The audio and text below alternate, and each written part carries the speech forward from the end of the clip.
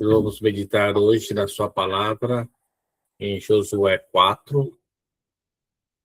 E diante de ti, Senhor Jesus, a sua filha, a Cristiane, minha esposa amada, que dê direcionamento, Pai, dê entendimento na sua palavra, que ela possa passar para nós, todos que estão lá online ou que vai ouvir depois dessa transmissão, tudo aquilo que o Senhor já preparou, Pai, que ela seja usado para falar da palavra do Senhor. Dê direcionamento com sabedoria, em nome de Jesus. Amém. Olá, boa noite. Então, hoje vamos meditar no livro de Josué, capítulo 4. E eu vou ler ele aqui para vocês. Diz assim: quando todo o povo havia atravessado o Jordão, o Senhor disse a Josué: escolha 12 homens, um de cada tribo, e dê a eles as seguintes ordens. Peguem 12 pedras do local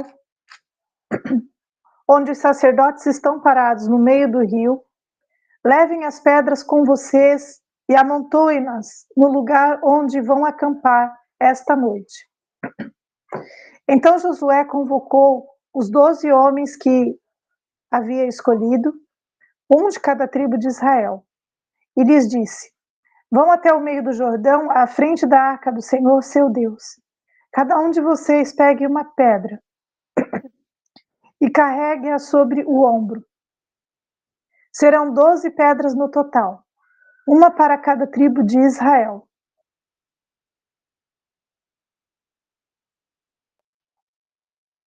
Elas serão um monumento entre vocês.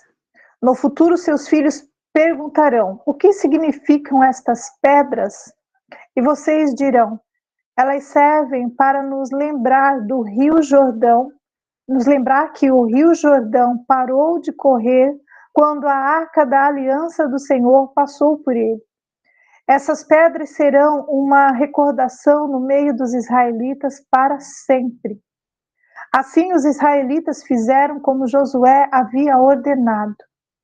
Pegaram 12 pedras no meio do Jordão, uma para cada tribo, exatamente como o Senhor tinha dito a Josué. Levaram as pedras ao lugar onde acamparam aquela noite e as deixaram ali.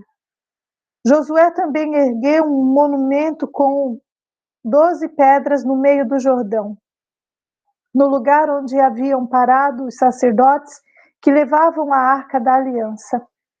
Essas pedras estão lá até hoje. Os sacerdotes que levavam a arca ficaram parados no meio do rio até que fossem cumpridas todas as ordens do Senhor transmitidas a Josué por Moisés. E o povo se apressou em atravessar o leito do rio. Quando todos chegaram ao outro lado, os sacerdotes atravessavam com a arca do Senhor, enquanto o povo observava. Os guerreiros das tribos de Ruben, Gade e da meia tribo de Manassés atravessaram à frente dos israelitas, armados conforme Moisés havia instruído. Esses homens, cerca de 40.000, estavam armados para a guerra, e o Senhor ia com eles enquanto avançavam para a planície de Jericó. Naquele dia, o Senhor fez de Josué um grande líder aos olhos de todo o Israel. E eles o respeitaram enquanto ele viveu, como haviam respeitado Moisés. O Senhor disse a Josué: ordene aos sacerdotes que levam a arca da aliança que saiam do meio do rio. Então Josué ordenou: saiam do meio do rio. Assim que os sacerdotes que levavam a arca da aliança do Senhor saíram do leito do rio e pisaram em terra seca, a água do Jordão voltou a fluir e transbordou sobre as margens como antes. O povo atravessou o Jordão no 10º dia do primeiro mês e acampou em Gilgal, a leste de Jericó. Foi ali em Gilgal que Josué ergueu o monumento com as 12 pedras tiradas do Jordão. Então Josué disse aos israelitas: no futuro, seus filhos perguntarão: o que significam essas pedras? E vocês dirão: aqui o povo de Israel atravessou o Jordão a pés enxutos, pois o Senhor seu Deus secou o rio diante de seus olhos e o manteve seco até todos vocês atravessarem, como fez com o Mar Vermelho, quando o secou até que todos vocês tivessem atravessado. Fez isso para que todas as nações da terra saibam que a mão do Senhor é poderosa e para que vocês temam o Senhor seu Deus para sempre. Aleluia. Uau, essa passagem ela é extraordinária, ela é linda. E ela, na verdade, ela é um detalhamento do capítulo 3. Então, aqui o Senhor traz mais detalhes da continuidade, né, da travessia do Rio Jordão. Esse capítulo ele vai falar sobre a lei dos altares.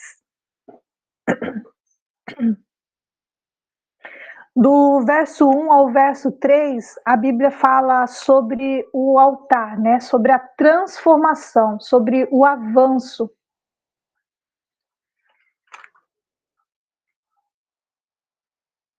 Eles estavam passando, né, o rio, tinham que atravessar, então era parte do avanço. Já do verso 4 ao verso 9, vai falar sobre o altar externo, o fruto do esforço sacerdotal, né, que é de dentro para fora, o altar interno, o esforço interior, a intervenção divina. Aqui não dependia do homem, dependia da intervenção divina. Então esse é o altar externo.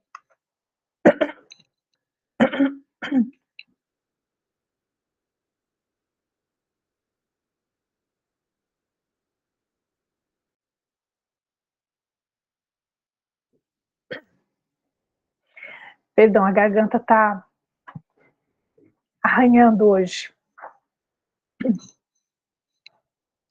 Então aqui nós temos o altar externo e nós temos o altar interno.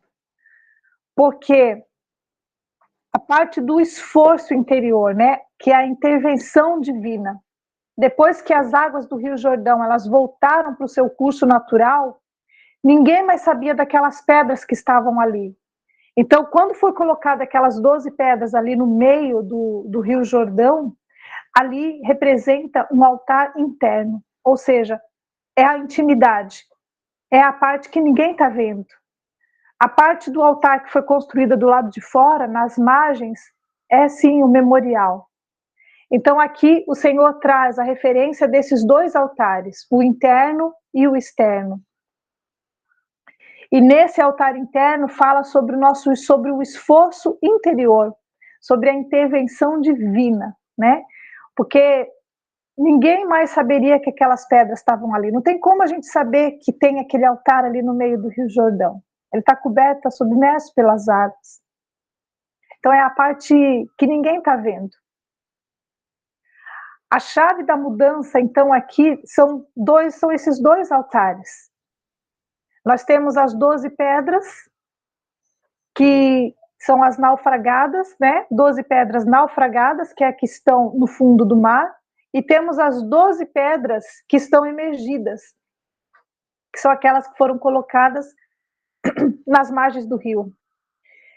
Então, essas 12 que estão naufragadas, ela representa a morte da vontade pecaminosa. A vontade pecaminosa precisa morrer. Então, ela ficou ali submersa. E as que foram emergidas, trata-se da vontade santificada, a vontade ressurreta. Então, aqui nós temos a expressão do batismo, que é o quê? A morte e a ressurreição. O alicerce escondido da fé, a intimidade, a herança de Deus. E como que está o nosso altar secreto, né? Nós já vamos começar a pensar sobre isso. Como que está o nosso altar secreto? que é aquela parte onde é só nós e Deus. Não tem ninguém olhando, é só nós e Deus. É como essas pedras que foram colocadas ali no meio do Rio Jordão. Ninguém sabe, ninguém consegue ver. Não está visível, né? Sabemos, mas não está visível. Então, esse altar secreto é a parte motivacional. E o altar público, que é aquele que foi colocado às margens, ele representa a parte ministerial da nossa vida.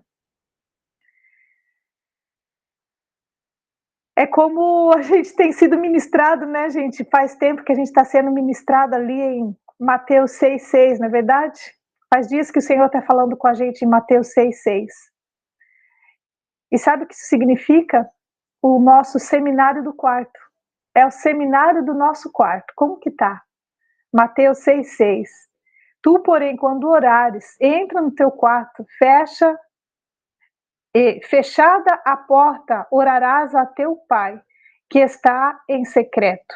E teu pai, que vê em secreto, te recompensará publicamente. Uau! Então nós temos aqui, nesse trecho de Josué, uma aplicação sobre o seminário do quarto, que está lá em Mateus 6, que o Senhor tem falado conosco há vários dias a respeito disso, que é a parte secreta, a parte da intimidade, é o altar da intimidade.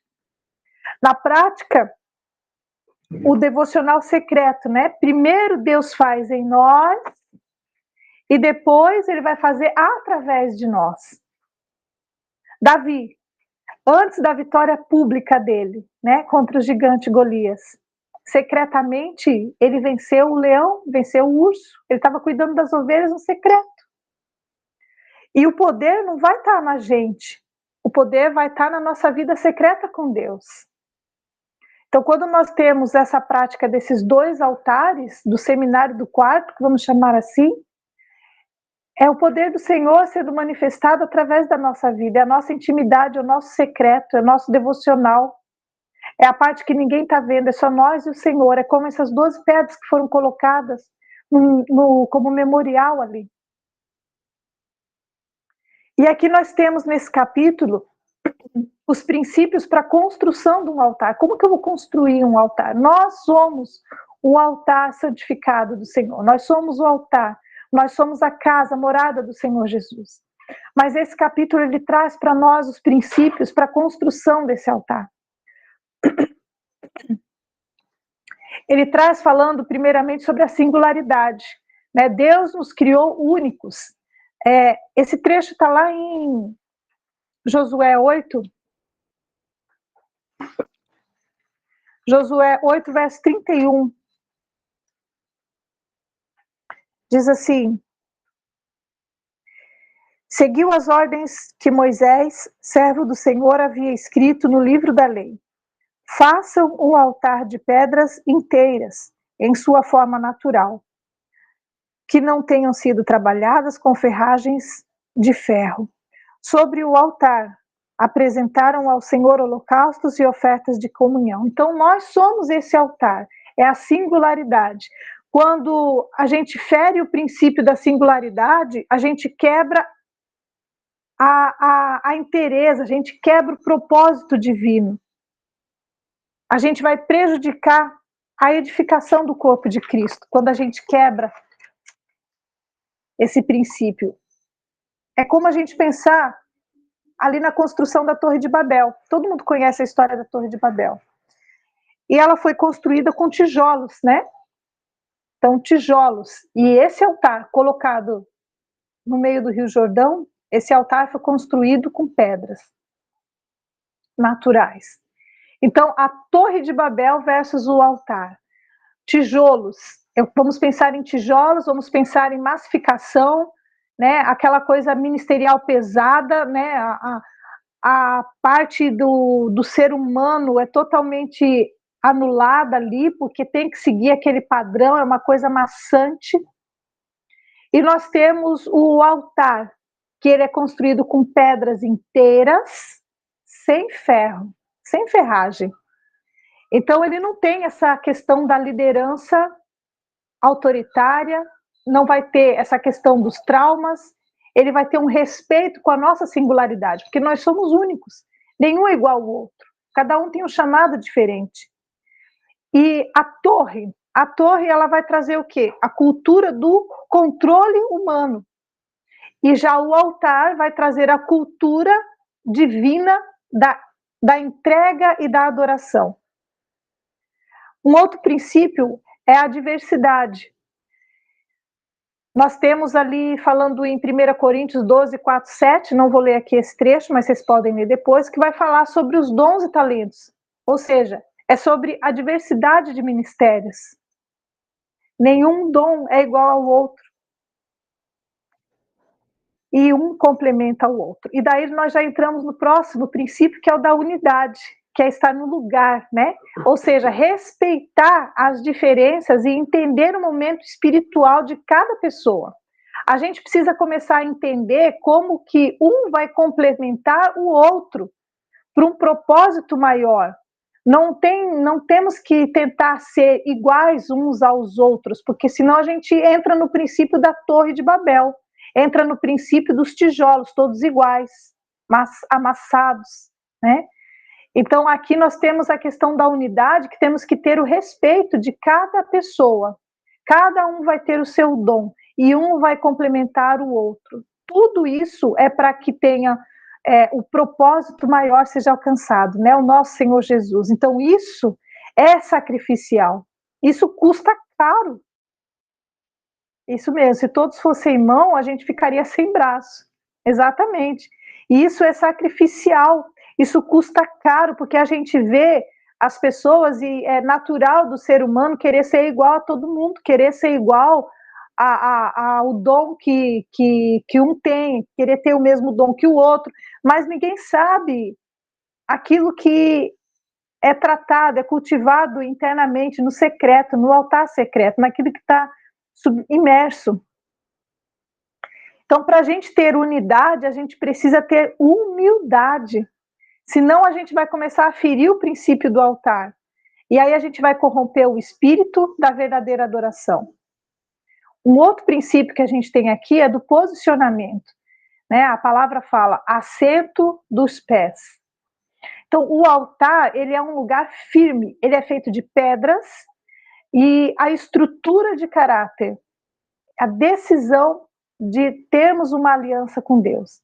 O processo de unidade vai estabilizar o altar, ele vai trazer a autoridade do corpo. Então, você veja que as pedras, elas foram amontoadas ali, elas foram empilhadas, não colocadas de qualquer jeito, elas foram encaixadas ali certinho, e elas, uma no tamanho certo, com a outra, elas construíram, né, ficaram posicionadas e construíram um altar. Não dá para colocar uma pedra pequenininha como sendo a base. Ela precisa ter o formato certo. E uma vai se encaixar na outra para não ter furo, para não ter brecha, para não despencar. Então, o posicionamento é uma coisa muito importante no princípio do altar. E aí nós temos a questão do sacerdócio, né, que a palavra fala dos sacerdotes. Aqui nós temos a representação de 12 homens. Cada um era representante da sua tribo.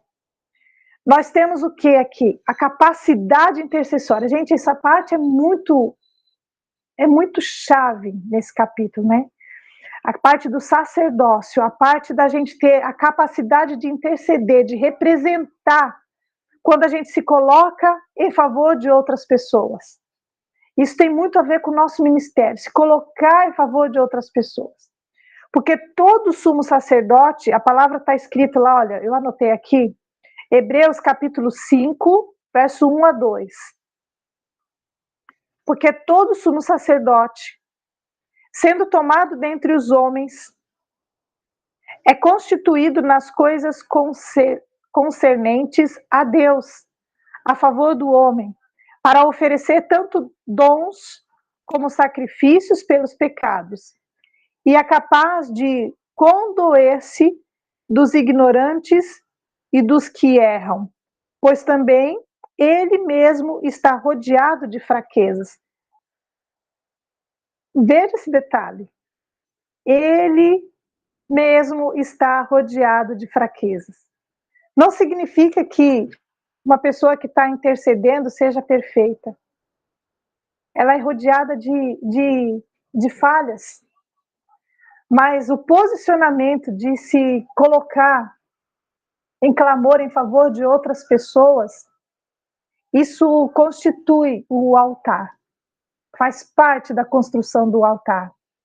E quando a gente se compadece dos errados, dos fracos e dos ignorantes, esse é o papel do sacerdote, da representação sacerdotal, da intercessão. Representa-os diante de Deus, mesmo sabendo que está rodeado de fraquezas. E um outro princípio é o do memorial. A palavra diz por memorial. Então, altar, ele é um lugar de testemunho, né, gente? Altar é lugar de testemunhar. É o lugar da gente testemunhar o que Deus fez na nossa vida. É o lugar de testemunhar aquilo que Deus tem feito por nós.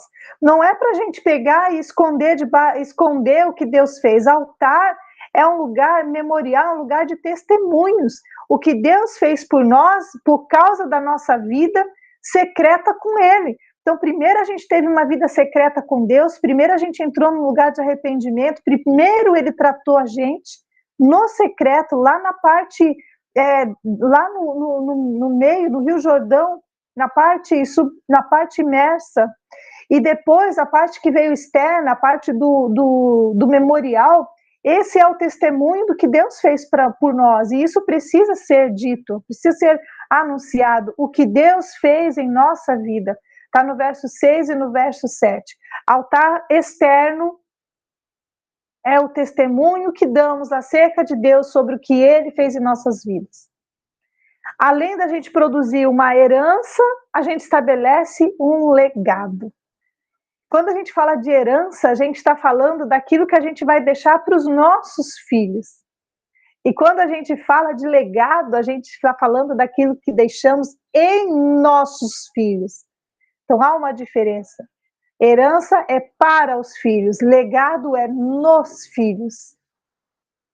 O altar, ele vai demandar sacrifício. Vocês pensam que é fácil construir um altar? Como que poderia ser fácil ser um altar, gente?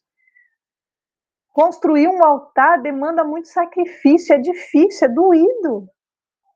O esforço, nós temos o esforço moral, né, que é a parte espiritual, a parte sacerdotal, a parte ministerial, o esforço interno, a perseverança diária, a intimidade, olha só quanta coisa. O sacrifício, ele vai ter, né, sem o sacrifício, o altar, ele vai perder todo sentido. Então não adianta nada a gente querer construir um altar sem sacrifício. Quando a gente entrega tudo para Deus, quando a gente entrega tudo que Deus pede para nós, a gente recebe tudo que Ele promete para nós. Construir um altar só com a ajuda do papai, é isso mesmo. Quando a gente entrega tudo que Ele pede, a gente recebe tudo que Ele promete. Porque é muito fácil a gente pedir, né? Mas quando Ele está pedindo para nós, a gente fica arrumando desculpas. Mas isso faz parte de ser um altar, entregar para Ele aquilo que Ele nos pede. Sermos um altar é entregar para Deus aquilo que Ele nos pede, porque só assim nós vamos ter aquilo que Ele promete. Um ciclo renovador entre a morte e a vida. Aqui nós temos também esse princípio, falando sobre o princípio do batismo, né? Porque todos os princípios de altar, eles vão significar sacrifício. Não tem como a gente fazer um altar sem sacrifício.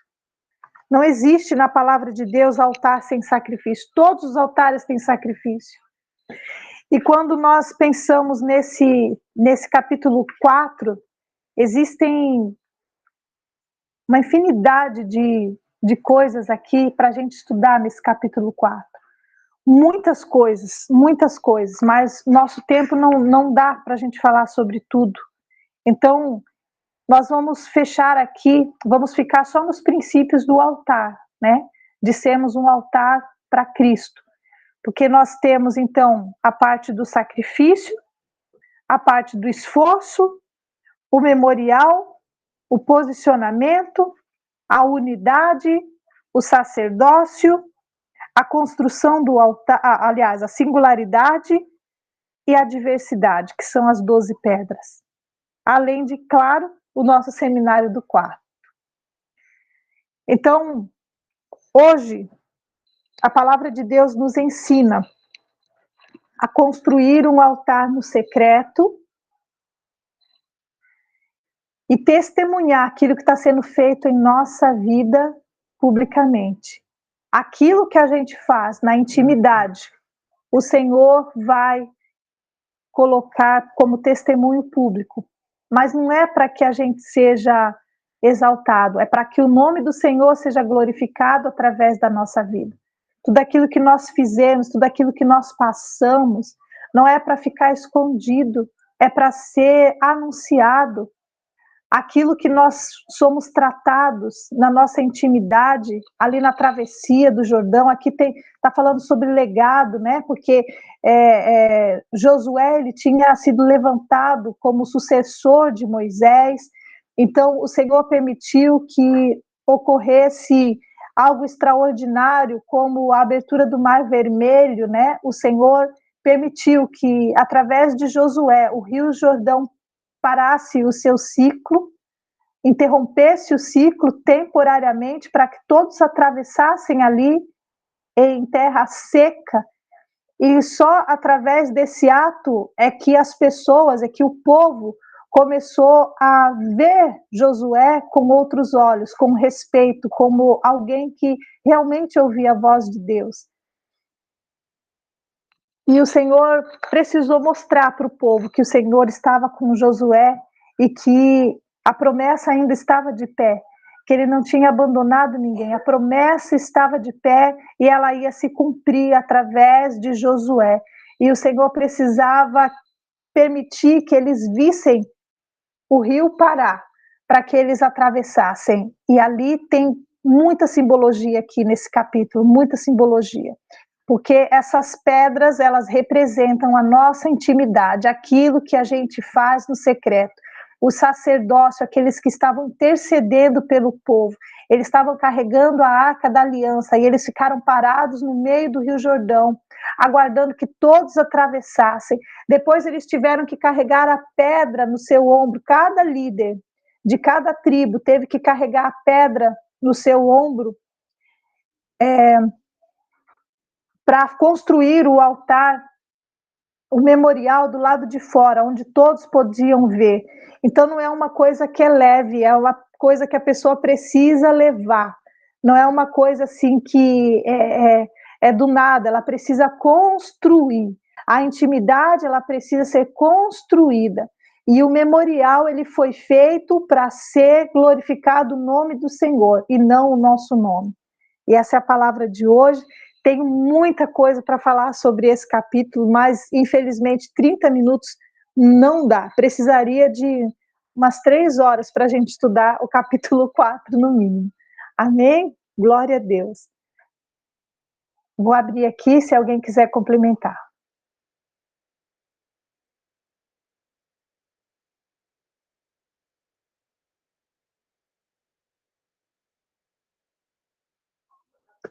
Amém? Ninguém quer complementar? Então, glória a Deus. Vamos orar então.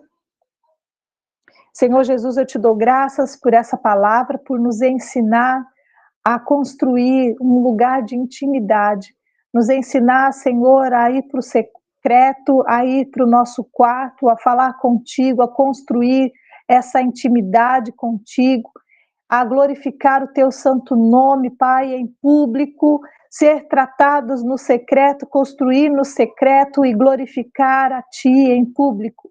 Senhor, nós te damos graça por esse memorial que está sendo construído na nossa vida, que é o legado, Pai, o legado que nós estamos construindo na vida dos nossos filhos. Não é aquilo que a gente está deixando, é aquilo que a gente está construindo. Senhor, eu te dou graças por tua bondade, por tua misericórdia. Eu peço que o Senhor continue segurando em nossas mãos e que o teu nome seja glorificado acima de tudo, em nome de Jesus. Amém. Amém. Glória a Deus. Deus